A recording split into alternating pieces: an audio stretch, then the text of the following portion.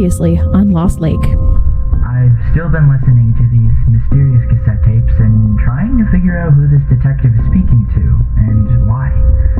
It's difficult because these cassette tapes are severely damaged. And she was plastered with a smug grin, smiling at his demise. I have come into contact with an outside life force. To go into town and investigate by questioning people if they know who the victim is. Let's try cassette tape day 4. Not really sure why I'm recording on cassette tape.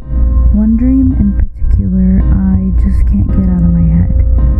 There's something inside me that's missing.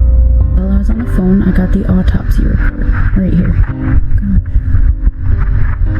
In non-medical terms, this says that the victim was dragged by his hands and feet.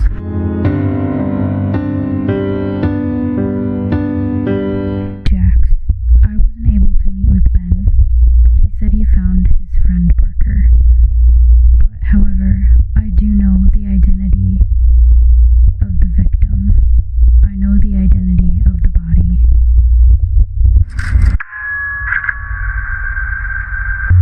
You're listening to The Strange Occurrences of Lost Lake by Ben and Parker. Hi!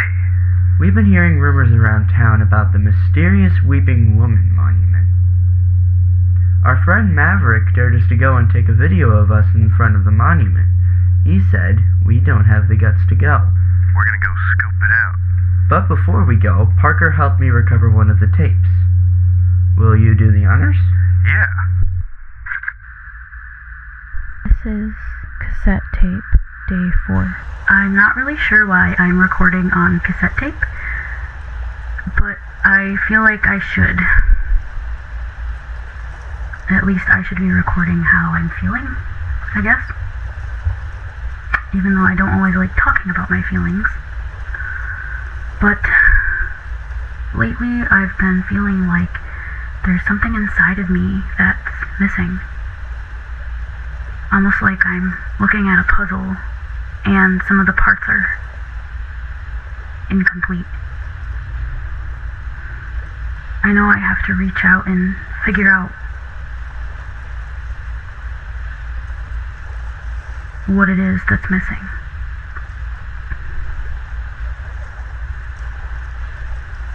I've been having a lot of dreams and nightmares, but there's this one dream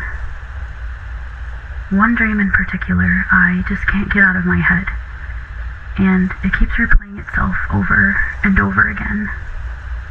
A dream where I'm standing right on the shore of a huge lake, and the lake looks like a mirror. It looks like it's never been touched.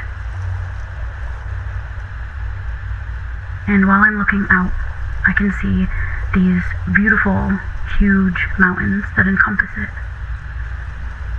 Sometimes the vision is so loud that I can hear the waves crashing along the shore. I think it's calling out to me. I think it's calling my name. I think it's calling out to me. I swear I can hear it calling my name.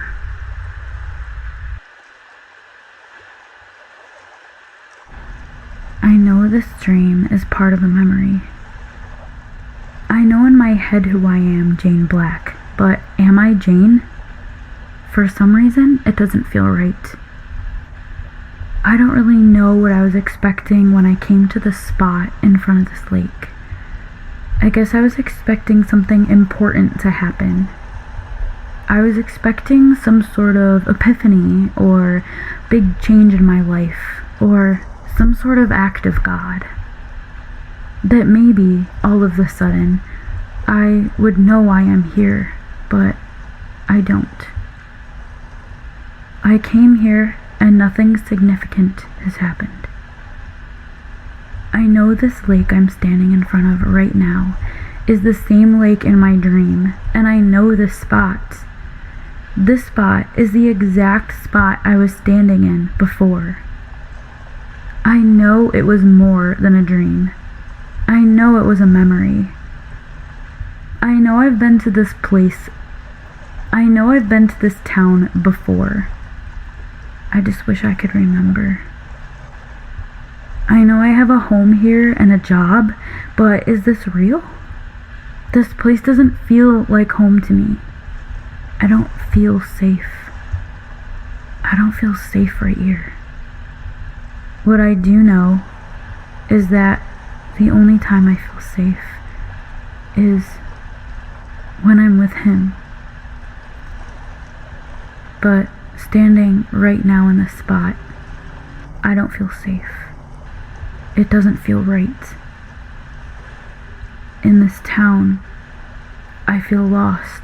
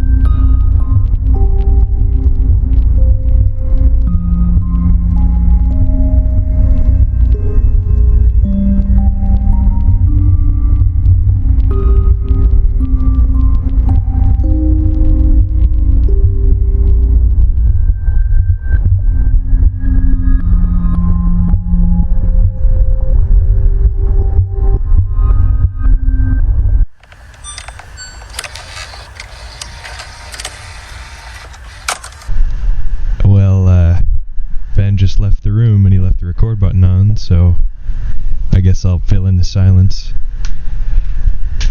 You know, there's a cassette tape here that says do not play. I'm gonna play it. This is a bonus tape for the podcast. Parker, I've been meaning to tell you and Dean this for a long time. I'm sorry I don't ever talk about it, and I'm hoping someday I'll be able to. I'm sorry I blew you off on the day we met. I'm just not used to having other people in my life, let alone people who care about me. As you know already, I don't have parents, and I'm searching for them. I've never had to rely on anyone for anything, and relying on someone else was a big deal for me. Thank you for inviting me into your life and your home. Dean, you're one of my closest friends, just like Parker. I hope it doesn't mess up anything between us when I say I care about you a lot.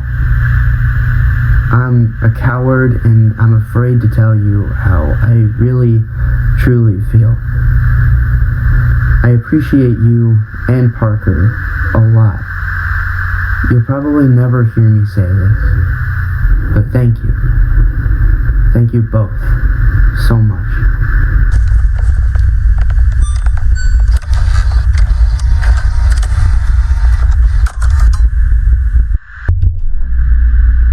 You ready? Yep. Hey dude, did you know that you left the play button on? Oh, whoops. Oh well. Alright, let's go.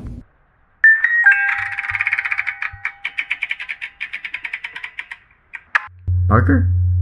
Parker? Aw, man, I just lost Parker.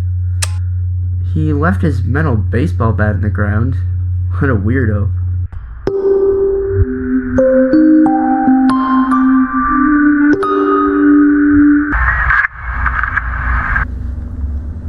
Hey Jax, I just showed up at the crime scene and...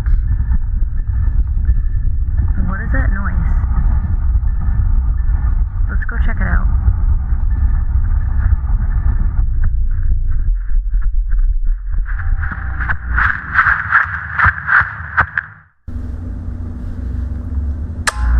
Someone started smashing the Ray monument with a metal bat.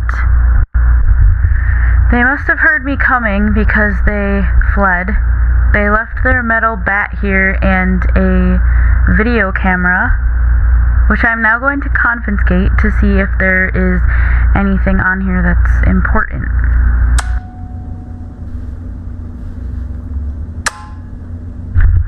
Oh yes, and before I forget, Jax, one more thing. I am going to be checking the result of the DNA sample of who I believe the victim is.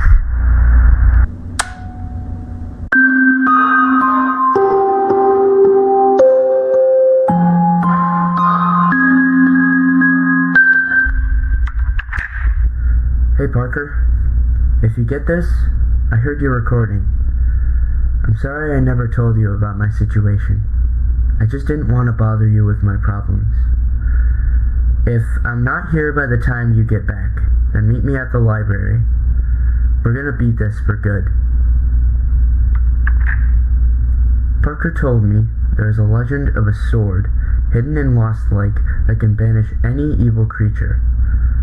Right now, I'm on my way to the library to see if I can find any urban legends about swords or moving statues. I know the identity of the victim. I know the identity of the body.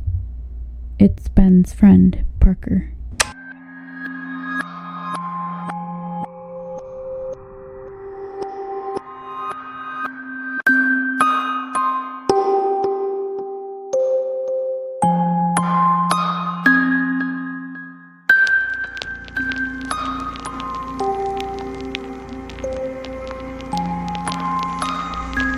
To be continued, October 31st.